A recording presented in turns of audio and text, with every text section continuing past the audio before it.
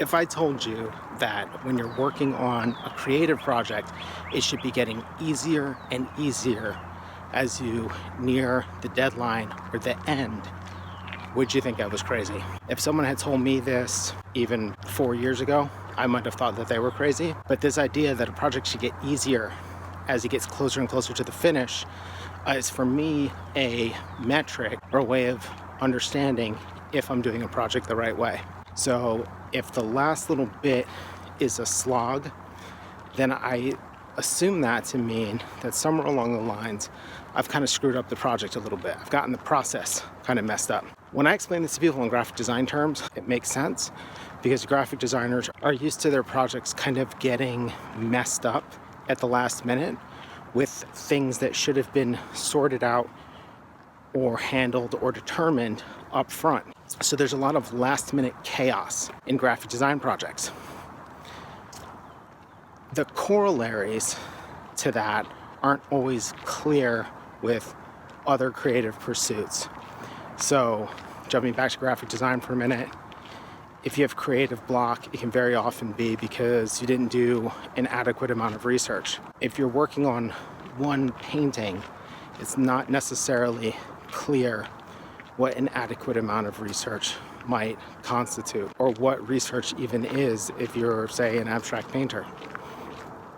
So let's use some really obvious examples of something being more difficult at the end than it should be. If you're mastering a song, so that song is finished, it has been recorded, and the mastering is difficult. Why would it be difficult? Well, it would be difficult because the mixing was bad.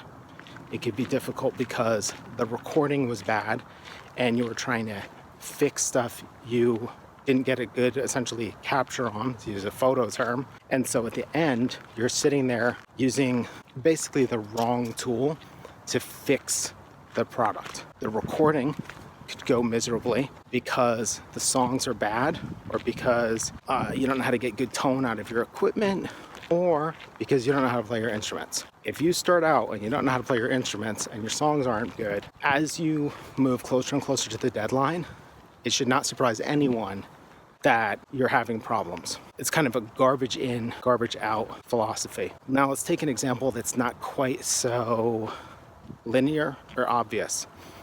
You have a song. The part that you are struggling with is ending the song. You are trying things and they don't seem to be working. That's obviously a struggle. Probably anyone who's a musician has dealt with that struggle. The question is, like, how do you take that thing, which is like almost like unambiguously difficult, how do you take that thing and make it not difficult? I would say that there's like a couple of things. The first is you say, okay, it's difficult to finish this song, therefore it must mean I'm not ready to finish it. I'm not in a position to finish it.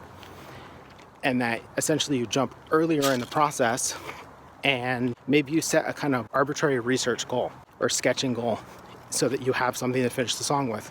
So you go, okay, well, what are 10 ways I could finish it? Or you decide, let's write 10 parts to finish it, and then we'll pick the best one, pop it in, and then modify it. But for the moment, essentially, you stop worrying about finishing the song and you worry about generating more material or more ideas. So if you have 10 or 20 parts that you can finish it with, that's going to make life a lot easier. It's going to have a weird bonus side effect that stuff that ends up not working is now research for the next project. And it makes life down the line a little bit easier. Now, let's say you write those 10 or 20 parts and none of them work adequately. So you're still at this problem where things are hard. You have kind of two options. One, you could make them not hard by not finishing the song. You could go the Radiohead Fugazi route, which is that every so often you pull out that song and you try to finish it. And at some point over the next 2 decades, hopefully you do. If you're familiar with Radiohead, they had songs that they would play live that didn't make it onto a record. Like they'd play the song live in 2001 and it didn't make it to a record till like 2013. Because it took that long to actually finish the song. Fugazi talked about this as well, that songs were in gestation for years and years. So that's one way to do it, right? You take the pressure off of finishing the song, just removing the struggle, and instead going, okay, this is part of an ongoing bit of research. That might not be the most satisfactory way to do that, but it's one way. Now, the other way is to go, I feel like I don't know how to finish the song, but I've brainstormed, I've done some kind of ideation through the form of sketching new ways to finish it. I've written a bunch of new material with which to finish it, and none of it works. Therefore, since I've done my due diligence, it must be done. You are done. And that question is, when you say it's not finished, is it actually because you have a preconceived notion of what finished would constitute or what it would mean? If you get rid of that, that project's done. Doesn't get easier than being done.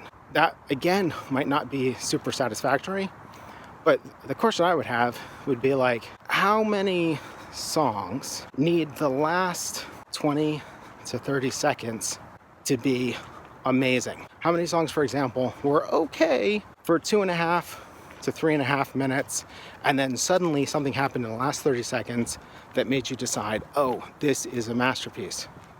That doesn't really happen, right? It's more of an 80-20 rule. It's the big gestures that define whether something's good, and if we're hung up on the end, what might be making it not easy is our thinking. We might be locked into a certain thing. Perhaps it's as simple as deciding that a song is supposed to be a certain length, and because you are not able to add the sufficient amount of time to it to make it that length, you've decided that it's not finished. I was going to try and do some other examples, but hopefully that logic kind of makes sense. That even if you do a thing that doesn't have what one would call normally research or sketching or ideation, there's always a version of it in there, and that sometimes the thing that makes it a struggle is simply the inability to accept reality. And here's a little bonus idea that might be helpful. For me, determining whether something is done and or good comes down to two things.